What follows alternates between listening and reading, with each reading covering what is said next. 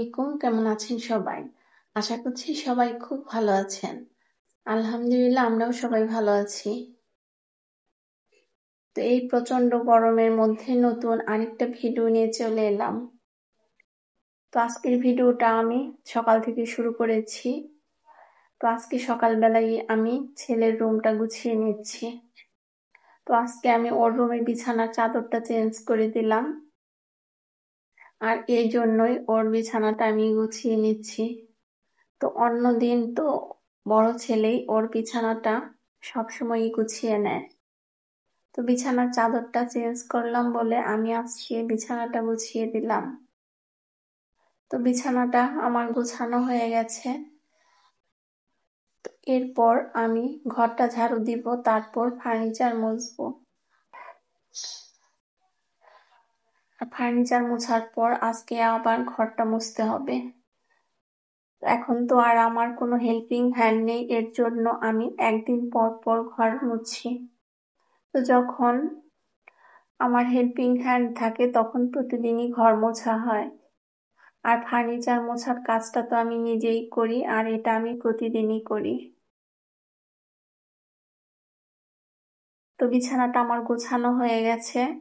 আর এই বিছানার চাদরটার বয়স কিন্তু অনেক দিন হয়ে গেল। তো এখনো নতুনের মতোই চকচকে আছে। আর যখন থেকে কিনেছি তখন থেকেই কিন্তু আমি সবসময় এই বিছানার চাদরটা বিছানায় বিছিয়ে রাখি। তারপরেও কোনো কালার নষ্ট হয়নি। এটা আমি মোহাম্মদপুর কৃষি মার্কেট থেকে কিনেছিলাম। তো আমাকে অনেক আপুরাই এর আগে কমেন্টস করতো আমার বিছানার চাদরগুলো আমি কোথা থেকে কিনি। আসলে সব সময়ই যে আমি একটা জায়গা থেকে চাদর কিনি তা কিন্তু না। যখন যেখান থেকে ভালো পাই সেখান থেকেই কেনা হয়। তবে এই চাদরটা আমি 1.5 বছর আগে মোহাম্মদপুর কৃষি মার্কেট থেকে কিনেছিলাম। আর সেটা ভালো হওয়ার কারণে ইদানিং কয়েকটা বিছানার চাদর কিনেছি। তবে সেগুলো সবটাই ভালো হয় নাই, 2টা চাদর একটু খারাপ হয়েছে। তো আপনারা যখন মোহাম্মদপুর কৃষি মার্কেট থেকে চাদর কিনবেন একটু দেখে শুনে বুঝে কিনবেন। তবে সব চাদরই কিন্তু খারাপ হয় না, কিছু কিছু চাদর খুব ভালো থাকে, আবার কিছু চাদর একটু খারাপ হয়। তো এখন আমি একটু ফল খেয়ে নিচ্ছি, আর এটা ছেলের বাবার নির্দেশ। আমার আসলে ফল খেতে ভালো লাগে না, তবে আমাদের দেশীয় ফল এগুলো, এর জন্য একটু খাই। তো সকালবেলায় ছেলের বাবা অফিসে চলে গেছে, ওকে আমি কিছু ফল কেটে দিয়েছি, আর সে আমার জন্য এগুলো রেখে গেছে, আমাকে খেতে হবে। তো কয়েকদিন আগে আমি ওইভাবেই রেখে দিয়েছিলাম, খাইনি, সে তো ভীষণ রাগ করেছে।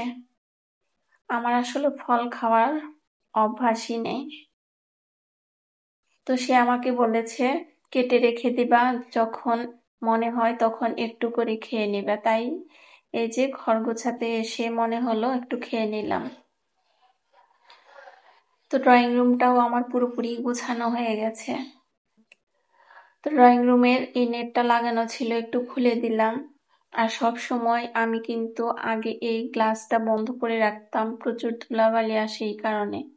আর এই গরমের কারণে এখন সারাদিনই খুলে রাখছি, আর এতে ধুলোবালিও আসছে বেশি। আর এই যে নতুন বিল্ডিংটা, এই বিল্ডিংটাই আমার ভাগ্নি নিয়েছে। তো ওরা একটা ফ্লোরে থাকে, তবে ওই ফ্লোরটা আমাদের বাসা থেকে দেখা যায় না। এটা হচ্ছে পূর্ব সাইড আর ওরা থাকে পশ্চিম সাইডে। তো রোদের মধ্যে আমার এখন আবার একটু বাইরে যেতে হবে, একটু বাজার আনতে হবে। তো রোদের দিকে তাকিয়ে একদমই বাইরে যেতে ইচ্ছে করছে না, তারপরেও যেতে হবে।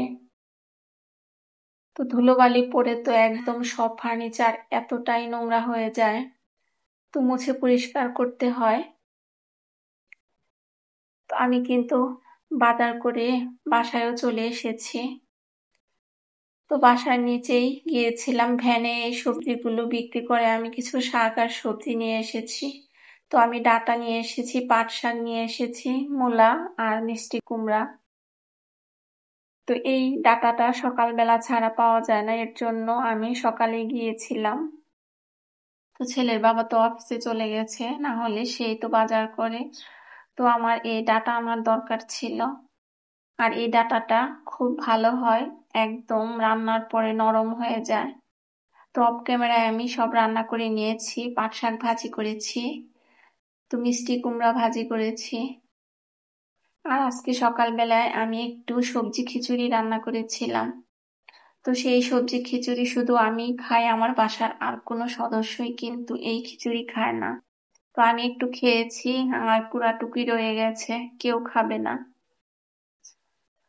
তো এখন আমি বাকি রান্নাগুলো করব। তো বাকি রান্নার মধ্যে ডাটা শাক ছিল কচি ডগা, সেটা কেটে ভাপ দিয়ে রেখে দিলাম, এটা অন্য একদিন ভাজি করে নিব। আর মিষ্টি কুমড়াও ভর্তা করব, সিদ্ধ করে রাখলাম। তো মূলা কেটে রাখলাম, আর ডাটা কেটে হালকা ভাপিয়ে নিয়েছি। আজকে ডাটা রান্না করব আমি বাটা মাছ দিয়ে। তো এই আমার আজকে দুপুরে রান্না বান্না। তো এখন আমি অফ ক্যামেরায় রান্নাগুলো করে নিচ্ছি। তো এই গরমের মধ্যে সত্যি কোনো কিছুই করতে ইচ্ছে করে না, তারপরেও তো করতেই হয়, রান্না না করলে খাওয়া দাওয়াও হবে না। তো এখন আমি আবার সন্ধ্যার পরে ক্যামেরাটা অন করেছি। আজকে আমি হালিম রান্না করব। তো তার জন্য একটু গরুর মাংস রান্না করে নিচ্ছি, আর গরম পানিতে যে প্যাকেটের ডালটা ভিজিয়ে রেখেছিলাম। তো দুপুর বেলায় যে রান্নাগুলো করেছি সেই খাবারগুলো কিন্তু আমার দুই ছেলের এক ছেলেও খায়নি, ওদের খাবারটা আলাদাভাবে আমার করতে হয়েছে। তো ফ্রিজে ছিল, সেটাই বের করে গরম করে দিয়েছি। আর এখন রাতের বেলায় আমি হালিম রান্না করছি। আজকে রাতে আমরা ভাত খাবো না, তো ভাবলাম যে একটু হালিম রান্না করে নেই। তো হালিম রান্না হয়ে গেছে, গরুর মাংসটা আমি রান্না করে তারপর আমি ডালটা দিয়েছিলাম। তো রান্না হয়ে গেছে, এখন আমি বাটিতে দিয়ে দিচ্ছি সবার জন্য। তো ওরা কিন্তু হালিম খেতে খুব পছন্দ করে, তো দুপুরে সেইভাবে ওরা খায়নি, ভাবলাম যে আজকে রাতে হালিমটাই রান্না করে নেই। তো রাতে আবার তরকারি রান্না করতে গেলে কষ্টও বেশি হবে, ঝামেলাও হবে, এর জন্য হালিমটাই রান্না করলাম। ঘরে ছিল প্যাকেট, তো ভাবলাম যে ঝটপট রান্না করে নেই। হালিম রান্নাটাও হয়ে গেছে, আর আগে থেকে আমি সবকিছু কেটে গুছিয়ে নিয়েছি। তো এখন বাটিতে দিয়ে একটু সাজিয়ে গুছিয়ে পরিবেশন করছি। আর আমিও ভিডিওর প্রায় শেষ পর্যায়ে চলে এসেছি, এখন আপনাদের কাছ থেকে বিদায় নেওয়ার পালা। আপনারা সবাই ভালো থাকবেন, সুস্থ থাকবেন, এই প্রত্যাশাই করছি। আল্লাহ হাফেজ।